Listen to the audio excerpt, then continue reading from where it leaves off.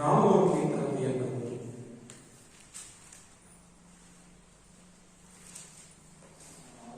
రెండవ వచనం నుండి మనం ప్రవేశాలు ధ్యానం చేద్దాం. నరులారా ఎంతకాలము నా గౌరవమును అవమానముగా మార్చెదరు. ఎంతకాలము వ్యర్థమైన దానిని ప్రేమించదు. ఎంతకాలము అబద్ధమైన వాటిని వెదకెదరు. యెహోవా తన భక్తులను తనకు ఏర్పరచుకొనుచున్నాడని తెలుసుకొనుడి. నేను యెహోవాకు మొరపెట్టగా ఆయన ఆలకించును. భయము నుండి పాపము చేయకుడి. మీరు పడకల మీద నుండగా మీ హృదయములలో ధ్యానము చేసుకుని ఊరకుండుడి. బాగుందమ్మా. వాక్యం అంటే కేవలం చెప్పుకునేది, కేవలం చదువుకునేది, కేవలం వినేది కాదు. చాలా సీరియస్ గా ఉండాలి. మీ మనసు అంతా ఇక్కడే పెట్టండి. మహా అంటే ఒక 20 to 30 minutes అవుతామండి, మాక్సిమం 20. వాక్యం అంటే కేవలం వినడం, చెప్పుకోవడం, చదువుకోవడం మాత్రం కాదు. ఈ రోజున క్రైస్తవ్యంలో వాక్యం అంటే ఇదే అయిపోయింది. చెప్పుకోవాలా, ఆయన చెప్తా ఉన్నాడు, నేను చెప్తా ఉండాలా, ఆయన చదవమంటా ఉన్నాడు, ఏదో నేను చదివేస్తా ఉండాలి. అది కాదు వాక్యం అంటే. అది కాదు. వాక్యం చెప్పుకునేది, వినేది, చదువుకునేది కాదు. వాక్యం మన బ్రతుకులో మన శరీరంలో ఒక రూపాన్ని దాల్చాలి. వాక్యం మన శరీరంలో ఒక రూపాన్ని దాల్చాలి. This is more important. చదవడం వలన, వినడం వలన, చెప్పడం వలన there is no use at all. ఏ మాత్రం ఉపయోగం లేదు. ఎంతకాలం చెప్పుకుంటూ పోయినా, ఎంతకాలం వినుకుంటూ పోయినా, ఎంతకాలం చదువుకుంటూ పోయినా పెద్దగా ఉపయోగం ఏం లేదు. వాక్యం ఎప్పుడైతే మన హృదయంలో కార్యరూపము దాల్చుతుందో, శరీర రూపము దాల్చుతుందో, అప్పుడు మన జీవితంలో ఆశీర్వాదం అనేది మొదలవుతుంది.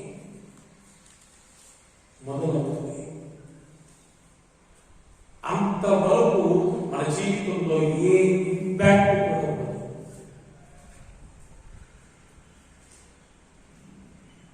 ఈ రోజున దేవుని బిడ్డలు దేవుని వాక్యానికి, అంటే దేవుని వాక్యాన్ని వారి జీవితంలో అనుసరించడానికి, అవలంబించడానికి ఆసక్తి చూపట్లేదు.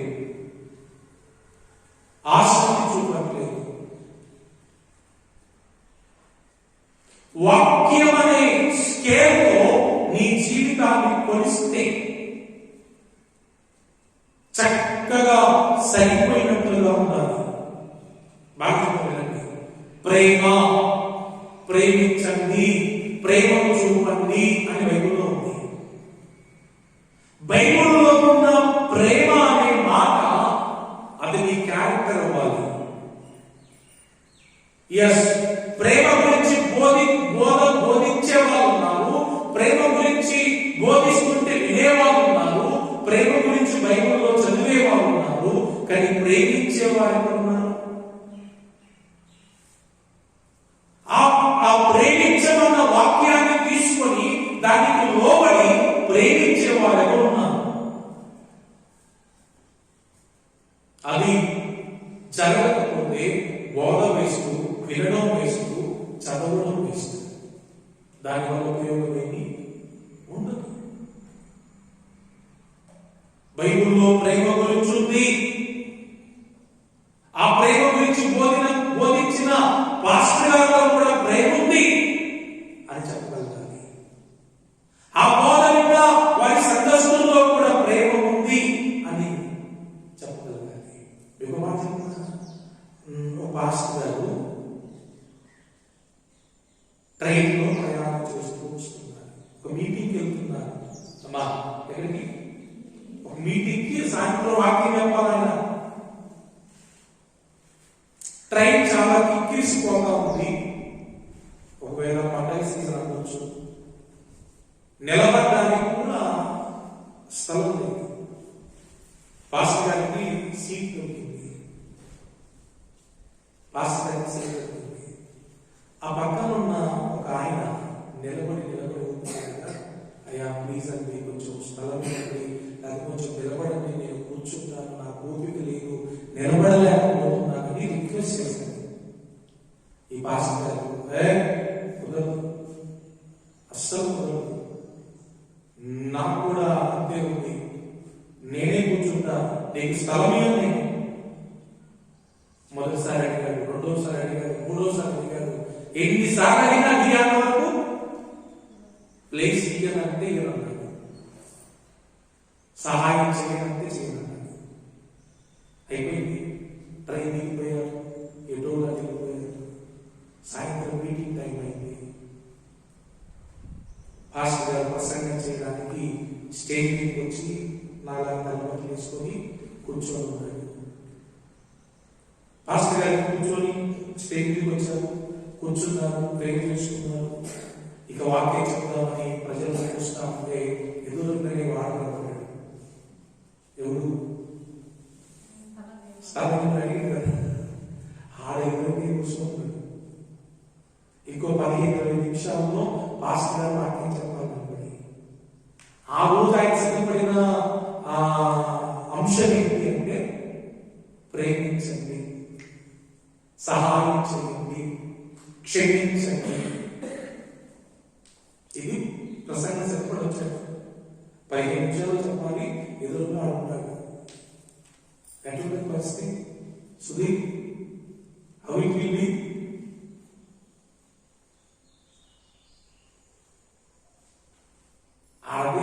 ఉంటాను. ఈయన ఆయన గుర్తుపెట్టిడు, ఈయన ఆయన గుర్తుపెట్టిడు, ఆయన గుర్తుపెట్టిడు. ఇదేం చెప్తుందో చూద్దాం, అడుగుతాము. ఆ చూపు అర్థమైపోయింది. ఈయన టెన్షన్ పడుతుంది.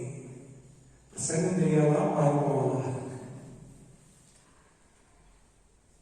ప్రభు ఆత్మ పాస్టర్ గారితో మాట్లాడుతుంది. First go down and say sorry. అర్జెంటుగా స్టేజ్ దిగేది అతనికి సారీ చెప్పు, క్షమాపణ చెప్పు అని దేవుని ఆత్మ అతన్ని బలవంతం చేస్తుంది. దేవుని ఆత్మ లోపలి కిందికి వెళ్ళిపోయి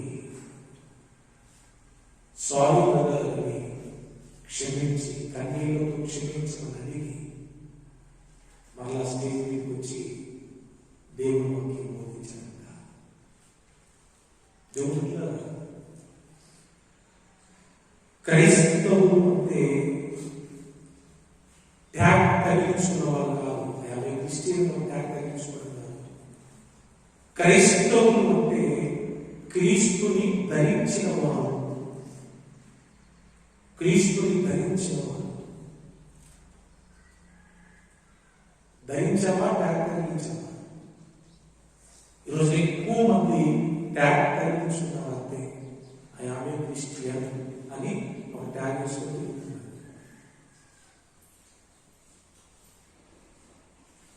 ఈ 4వ కీర్తనలో ఉంది, నరులారా ఎంతకాలం నా గౌరవమును అవమానముగా మార్చదు.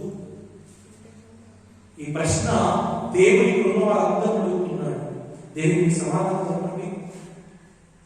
నన్ను పట్టుకొని ఇంత మాటతో అంటారా? మీరు అర్థం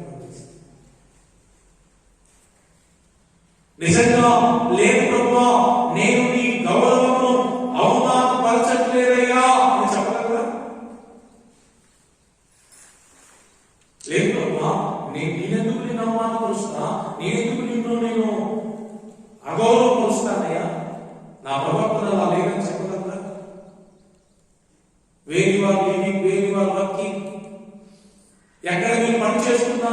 ఎక్కడ మీరు రక్షిస్తున్నారో మీ ప్రవర్తన ద్వారా, మీ జీవితం ద్వారా దేవుని నామానికి అవమానం తీసుకురావట్లేదా?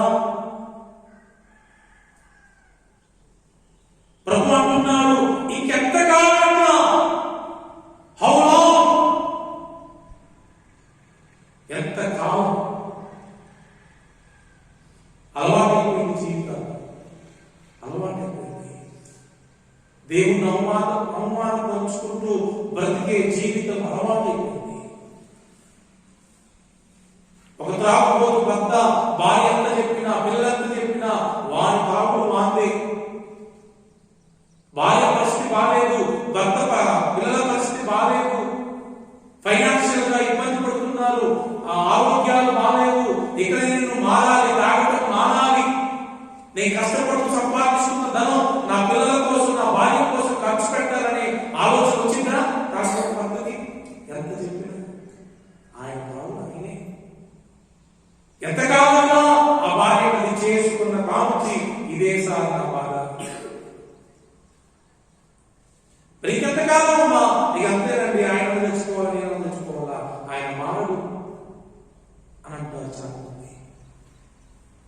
ఈ రోజున దేవుడు అడుగుతున్నాడు, మీరు కూడా ఆ తాగుబోతు భర్తలాగే చచ్చిపోయేలాగా నా నామాన్ని అవమానపరుస్తూనే ఉంటారా? ఏమన్నా మారుతారా? ప్రభు వాళ్ళు కూడా పరిస్థితి.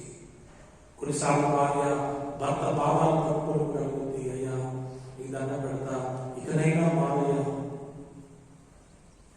ఇకనైనా మారు, నా భూమికి లేదయ్యా, మారయ్యా మారయ్యా అన్నా కూడా కొంతమంది మూర్ఖులు మారరు. ఈ రోజున దేవుని వారిని ప్రశ్నిస్తున్నాను. దేవుని వాక్యాన్ని ఎక్కడైతే అతిక్రమించి ప్రవర్తిస్తామో అక్కడ దేవుని నామానికి అవమానం కలుగుతుంది. దేవుని వాక్యానికి వ్యతిరేకంగా ఎక్కడైతే ప్రవర్తిస్తామో అక్కడ దేవుని నామానికి మన వల్ల అవమానం కలుగుతుంది.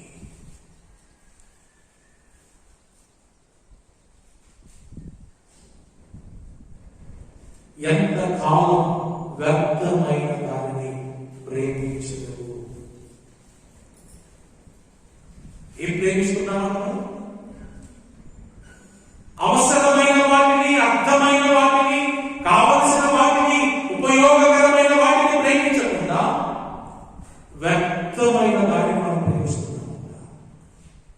మీకు తెలుసు నేను దేన్ని ప్రేమిస్తున్నాను, అది వ్యర్థమైనదో తెలుసు, ఉపయోగకరమైనదో కూడా తెలుసు. మనకు తెలుసు ఇది వ్యర్థం, నేను ఎంత ప్రేమించినా వ్యర్థమే అని తెలిసిన మనం దాన్ని ప్రేమిస్తున్నాం. ఏముంది ఎలాంటి మీరు ఏముంది వ్యర్థమైన వాటిని మీరు దేన్ని ప్రేమిస్తున్నారు? మీకు దేవుడు చెప్తాడు, మీ మనసుకి అది స్ట్రైక్ అయింది, నాకు తెలుసు, ఖచ్చితంగా ఉంది. అసలు ఎంత దారుణం అంటే, ఉపయోగకరమైన వాటిని ప్రేమించడం మానేసి పురుషులు ఉపయోగం లేని వాటిని ప్రేమిస్తున్నారు. మేలైన వాటిని ప్రేమించడం మానేసి పురుషులు కీడైన వాటిని ప్రేమిస్తున్నారు. మనుషులను ప్రేమించడం మానేసి జీవము లేని నిర్జీవమైన వస్తువులను, వాహనాలను ప్రేమించడం అలవాటైపోయింది. దేవుణ్ణి ప్రేమించడం వదిలేసి పిచ్చి మనుషుల్ని ప్రేమిస్తున్నారు. ఇంకా చెప్పాలంటే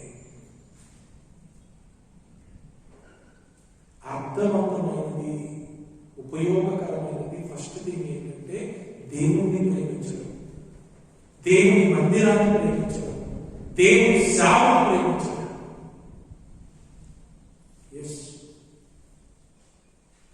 మన భారతదేశంలో రీసెంట్గా 3-4 years బ్యాక్ అనుకుంటా ఒక యవనస్తుడు అండమాన్ దీవున ఎక్కడికో సేవ కోసం అక్కడికి ఎవరు వెళ్ళేవారు లేరని, అక్కడికి వెళ్తే చంపేస్తున్నారు అందరూ మానేస్తే ఒక యవనస్తుడు అక్కడికి వెళ్ళాడు సేవ కోసం. నన్ను జ్ఞాపకాలు ఒక 5 నిమిషాలు మాట్లాడుతున్నారు. మా ఫ్రెండ్ లాజర్ గారి జ్ఞాపకాలు సాయంత్రం నేను మాట్లాడాను, చాలా బాగా మాట్లాడాను. చాలా మంది సేవ అంటే సంపాదించుకోవడం, సుఖపడడం, సేవ అంటే లగ్జరీగా జీవించడం అనుకుంటారు. కానీ ఒరిజినల్ మీనింగ్ సేవ అంటే చావు. ఏంటి సేవ? ఏంటి? నథింగ్ బట్ చావు. ఒక వ్యక్తి సాగు వెళ్తున్నాడు అంటే చావడానికి వెళ్తున్నాడు. నేను ఎగ్జాంపుల్ చెప్తాను. ఒక ఆర్మీలో కానీ, లేకపోతే నేవీలో కానీ, ఎయిర్ ఫోర్స్ లో కానీ ఒక వ్యక్తి జాయిన్ అవుతున్నాడంటే, ముఖ్యంగా ఆర్మీలో జాయిన్ అవుతున్నాడంటే వాళ్ళ కుటుంబం తరపు నుంచి, తన తరపు నుంచి ముందే సిగ్నేచర్స్ అన్ని తీసేసుకుంటారు. ఈయన జాయిన్ అయిన నెలకే చనిపోవచ్చు, జాయిన్ అయిన వారానికే చనిపోవచ్చు, జాయిన్ అయిన ఒక సంవత్సరానికే చనిపోవచ్చు. చనిపోయిన తర్వాత మీరేమి బాధపడద్దు, ఇబ్బంది పడద్దు. అలా అయితేనే జాయిన్ అవ్వాలి అని ఆ వ్యక్తికి ముందు కౌన్సిలింగ్ ఇచ్చి అలా సైన్ తీసుకున్న తర్వాతనే ఆర్మీ జాబ్లోకి తీసుకుంటారు. అందుకే చనిపోతే అయ్యో అని బాధపడటం కాదు, అదొక వీరమరణం అంటారు. నా కొడుకు దేశం కోసం చనిపోయాడని ఆనందం, సంతోషం. నా భర్త దేశం కోసం చనిపోయాడని ఆనందం, సంతోషం ఉంటుంది. అంతేనా? ఆ మరణం వీరమరణం అయినప్పుడు మరి దేవుడి కోసం చనిపోతే, దేవుడి కోసం మనం దేవుడి సేవలో చనిపోతే, అదే చెప్పాను. ఆ పాస్టర్ గారు సేవకు వెళ్తా ఉంటే, శుక్రవారం రోజున ప్రేయర్కి వెళ్తా ఉంటే యాక్సిడెంట్ గా చనిపోయాడు స్పాట్ లో. నేను అన్నాను, నా స్నేహితుడు దేవుడి సేవలో చనిపోయాడు, ఆర్మీ మనిషి కంటే గొప్ప మరణం ఏంటన్నా, ఇంకా వీర మరణం అని చెప్పాడు. Yes, that is true. సేవకు వచ్చేటప్పుడు బతకాలని సేవకు రాలేదు ఆయన. అసలు ఆయన సాక్ష్యం గొప్పది. ఆయన 14-15 ఏళ్ల వయసులోనే చనిపోయేటోడిని వాళ్ళమ్మ పాస్టర్ గారికి ఇచ్చి, చచ్చిపోతే సమాజ చేయండి పాస్టర్ గారు, బతికి సేవ చేయించుకోమని చెప్పి చర్చిలో వదిలేసి వెళ్ళిపోయింది. అట్లాంటి పరిస్థితి అయింది. నిన్ను ఆయాసం, బ్లడ్ వామిటింగ్స్, నిప్పులో నుంచి వాంతులు లేదంట. ఎన్ని హాస్పిటల్ తీసుకెళ్ళాలి, బతకలని చెప్పాడు కదా. ఇసుకిపోయి పాస్టర్ గారికి అప్పచెప్పిందంట, వీళ్ళు బతికితే సేవకి, చచ్చిపోతే మీరే సమాజ చేయండి. ఆయన బతికాడు, పెళ్ళయింది, 2 పిల్లలు, సేవ గొప్ప సేవ చేశాడు. ఒక రోజున శుక్రవారం ఉపవాస ప్రార్థనకి వెళ్తా ఉంటే యాక్సిడెంట్ అయ్యి, ఆయన ప్రమేయం లేకుండా తాగిన వచ్చి ఆయన గుద్ది చంపేశాడు. అంటే ఆ తగలనే ఆయన చనిపోయాడు కదా. అదే తక్కువ మరణమే కాదు. ఆయన ముందే తెలుసు, నేను ఎప్పుడు చనిపోవాలో తెలియదు అని ఆయన ముందే తెలుసు. ఆయన సేవలోకి వచ్చింది కూడా బతకాలని కాదు. ఎందుకు వచ్చాడు? ఈ కేమ్ టు డై. సేవకునే చచ్చిపోవాలి. దేవుని యొక్క సేవలో చనిపోవడం ఎంతో గొప్ప విషయం. దేవుడులారా, మనం ఎప్పుడు చనిపోతామో తెలియదు. సేవకులే కాదు, క్రైస్తవులైనా కూడా బ్రతికినంత కాలం దేవుడి కోసం బ్రతికి, చనిపోతే దేవుడి కోసం చనిపోవాలి. నేను చెప్పాను, మనందరి జ్ఞాపకార్థ కూడికలు కూడా ఉంటాయి. మన జ్ఞాపకార్థ కూడికలో కూడా మన గురించి మౌత్ పట్టుకొని మాట్లాడాల్సిన పరిస్థితి ఉంది అని చెప్పాను. ఈ రోజున లాజరు గారి గురించి మాట్లాడిన నా దగ్గర చాలా విషయాలు ఉన్నాయి, మంచి విషయాలు. మరి రేపు మీరు చనిపోతే మీ గురించి ఎవరైనా మౌత్ పట్టుకొని మాట్లాడగలిగే మంచి విషయాలు ఉన్నాయా? దేవుడు, మన దేవుడి నామాన్ని అవమానపరుస్తూ ఉంటే, పొరపాటున చచ్చిపోతే మన జ్ఞాపకార్థ కూడికలో ఎవరు మన గురించి మాట్లాడతారు?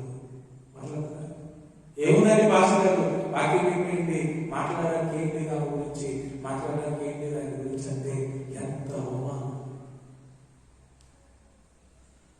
దేవుని నామాన్ని అవమానపరచడం, వ్యర్థమైన దాన్ని ప్రేమించడం, ఎంతకాలం అబద్ధమైన వాటిని వెతుకగలరు? 3 ప్రశ్నలు ఉన్నాయి 2వ వచనంలో. ఎంతకాలం కావాలని, ఎంతకాలం నా గౌరవం అవమానపరచగలరు, ఎంతకాలం వ్యర్థమైన దాన్ని ప్రేమించగలరు, ఎంతకాలం అబద్ధమైన వాటిని వెతుకగలరు. నేను వెళ్ళినాను జూత్బాబాయి గారి సంఘం ఇలవరంలో. తీర్మానానికి వచ్చారంట కొన్ని సంవత్సరాల క్రితమే. ఈ సంవత్సరం నుండి జనవరి 1 రోజు వాళ్ళు తీర్మానం తీసుకున్నారంట, ఈ సంవత్సరం నుండి మన సంఘంలో ఉన్న వారి ఎవరు అబద్ధాలు ఆడొద్దు. ఎంత మంచి తీర్మానం! సంఘమే సంఘంలో ఉన్న వారందరూ ఒక తీర్మానానికి వచ్చారంట, పాస్టర్ గారు ఈ సంవత్సరం నుండి మన సంఘంలో ఎవ్వరు కూడా అబద్ధాలు ఆడొద్దు. అంతే. ఎంతో గొప్ప సంఘం. ఇవన్నీ సాక్ష్యాలు, ఇవి తీర్మానం. ఇంకా మనం అబద్ధాలను వెతుకుతున్నాం, అబద్ధమైన వాటిని వెతుకుతున్నాం, ఇంకా మనం వ్యర్థమైన వాటిని ప్రేమిస్తున్నాం, ఇంకా మనం దేవుని నామాన్ని అవమానపరుస్తూనే ఉన్నాం. ఈ రోజున 3 నిందలు దేవుడు మన మీద మోపుతున్నాడు.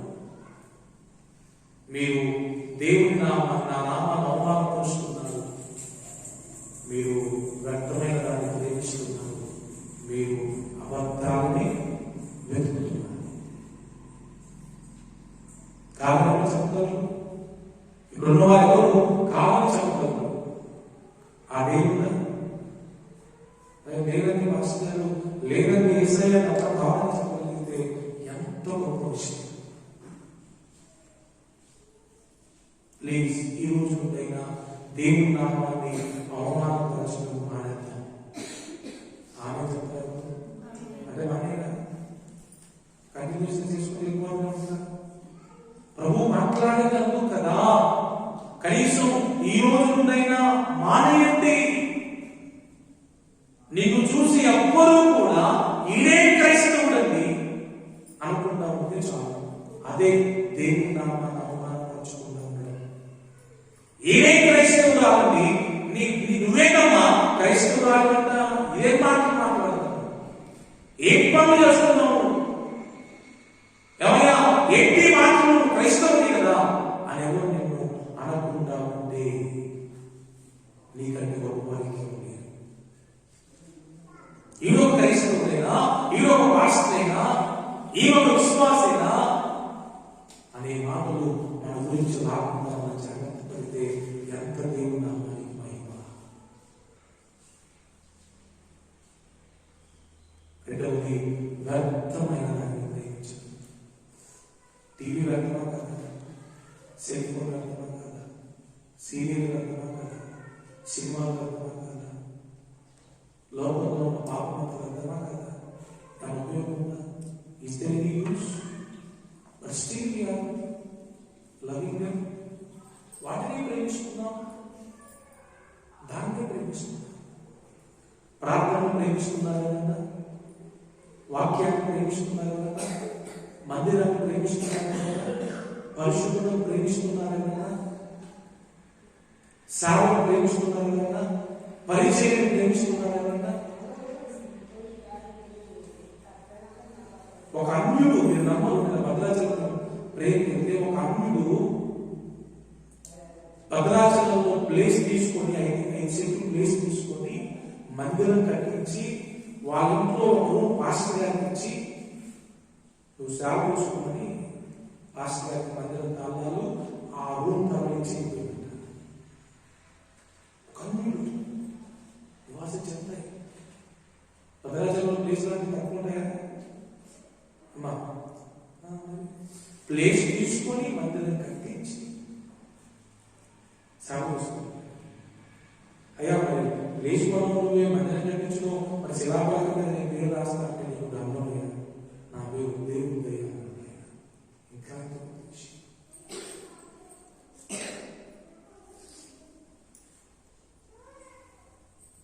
ఆయన ఆంధ్ర నుంచి భద్రాచలం కట్టుబట్టలతో వచ్చాడంట.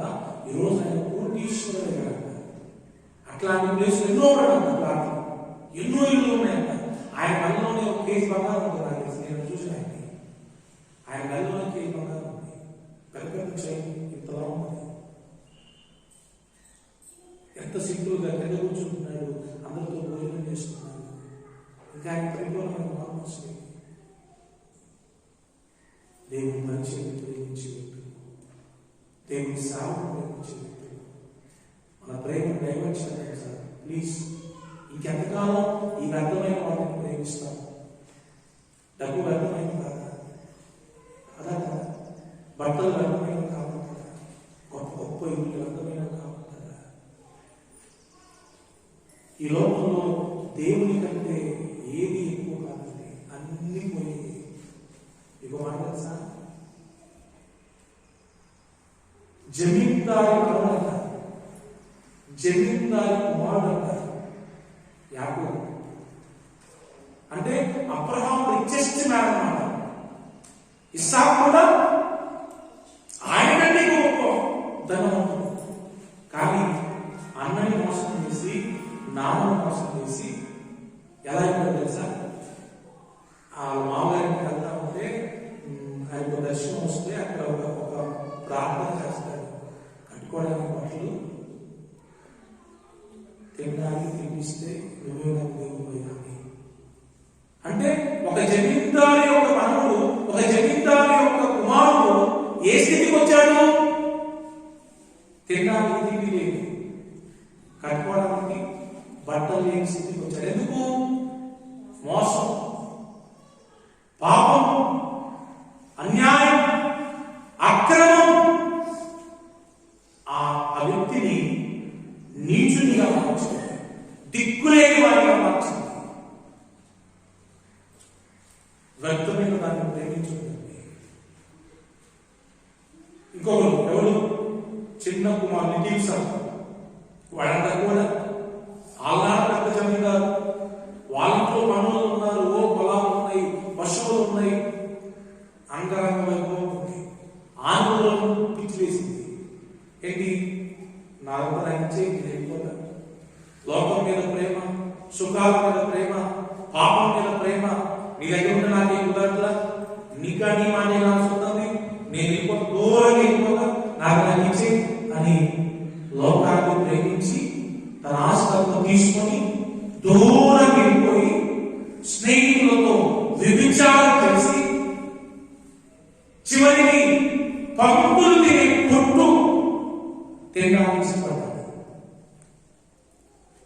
తండ్రిని కావాలనుకొని, తండ్రి ఇంటిని కావాలనుకొని, పద్ధతి కలిగిన బ్రతుకులు కావాలనుకొని, దూరం వెళ్ళి ఫ్రీగా ఉంటుందని ఇల్లు ఎంజాయ్ చేసి పంతుల పొట్టు తినే పరిస్థితి వచ్చింది. ఎందుకంటే చెప్పండి, బుద్ధి పోయేక, పిచ్చోడయ్యేక, విధేయత లేక, లోబడే మనసు లేక, సరిగ్గా బతకడం చాటగాక, లోకంలో ఉన్న శరీరాశ, నేత్రాశ, జీవము ధర్మం దాన్ని ప్రేమించి దాన్ని వెతుక్కుంటూ వెళ్ళి ఏం బాగుపడ్డాడు? ఏం బాగుపడ్డాడు? ఆలోచించింది. ఎంతకాలం ఇంకా ఈ వ్యర్థమైన మోసాలు, అబద్ధాలు, శరీరాశ, నేత్రాశ, జీవము ధర్మం, సుఖభోగాలు ఎంతకాలం?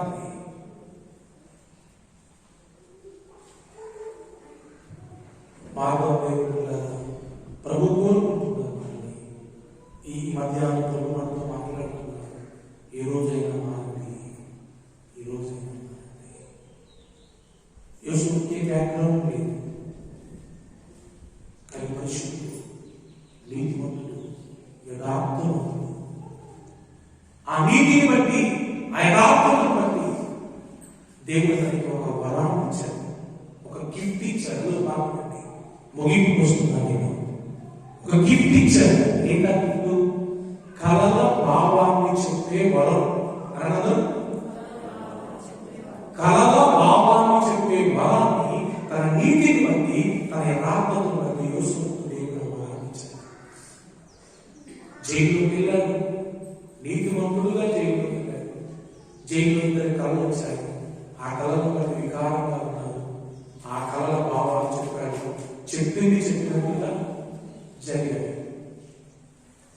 ఒకరు చచ్చిపోయాడు, ఒకరికి ఉద్యోగం వచ్చింది. ఎవరి దగ్గరైతే ఫరో దగ్గర ఉద్యోగం వచ్చిందో ఫరోకే వచ్చింది. ఫరోకే వచ్చింది. శకులను పిలిచారు, విద్వాంసులను పిలిచారు, జ్ఞానం కలిగిన వారిని పిలిచారు. ఒక్కడు కూడా ఫరో కళకి భావం చెప్పలేకపోయాడు. అప్పుడు ఉద్యోగం వచ్చింది గుర్తొచ్చింది, నా కలబాబు చెప్తున్నాను కదా, ఆయన అయితే చెప్తానని, రాజా క్షమించయ్యా, ఒకరున్నారు ఆయన పిలిపిస్తే నీ కలబాబు చెప్తానంటే పిలవడుగా ఉన్నాను. పిలిచాను. తన కళ చెప్పాడు రాజు. టైం కావాలి కదా, దానియేలన్నా టైం కావాలి కానీ యోసేపు టైం కావాలి కదా, వెంటనే రాజా అర్థమైపోయింది.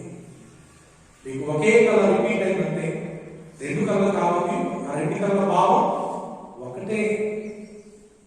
7 సంవత్సరాలు మంచిగా పండబోతుంది పంట, తర్వాత 7 సంవత్సరాలు కరువు రాబోతుంది. టకా చెప్పేశారంటే అక్కడ రాజన్న మాట అనుకుంటుందంటే, ఈయనలాగా దేవుని ఆత్మ కలిగిన మనుషుల్ని మనం ఎక్కడైనా కనుగొనగలమా అంటాడు. అంటమే కాకుండా ఆయన దండం పెట్టి, ఆయన ముద్ర పెట్టి, ఆయన మెడలో చేసి, నువ్వే నా దేశానికి రాజుని ప్రకటించాడు. దేవుని యోసేపు దేవుని ప్రేమించాడు, యోసేపు పరిశుద్ధతను ప్రేమించాడు, యోసేపు భక్తిని ప్రేమించాడు.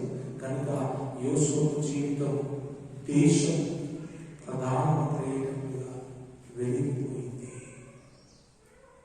వాళ్ళందరేమో లోకాన్ని ప్రేమించారు, పాపాన్ని ప్రేమించారు. అందుకే అడుక్కోవడానికి యోసేపు దగ్గరికి వచ్చారు.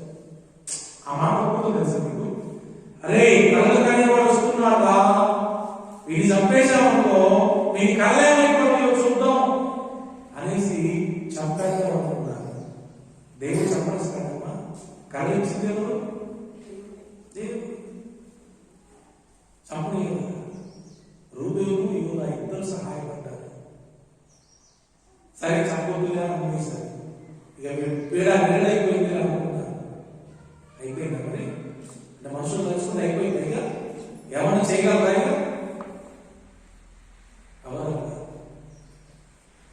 అడుక్కోవడానికి వెళ్ళారు. ఎవరి దగ్గరికి? కళ్ళు అనే వారి దగ్గరికి, అసహించుకున్న వారి దగ్గరికి, ద్వేషించిన వారి దగ్గరికి, అయ్యా భిక్షాం దేహి అని కరువులో అడుక్కోవడానికి వెళ్ళారు. దేవుడు అలా చేశాడు. Yes, God can do anything. దేవుడు ఏదైనా చేయగలడు. ఆ 4వ కీర్తనలో 5వ వచనం చూడండి, ఒకే ఒక మాట ప్రభు అంటాడు, భయము నొంది. ఏంటన్నా?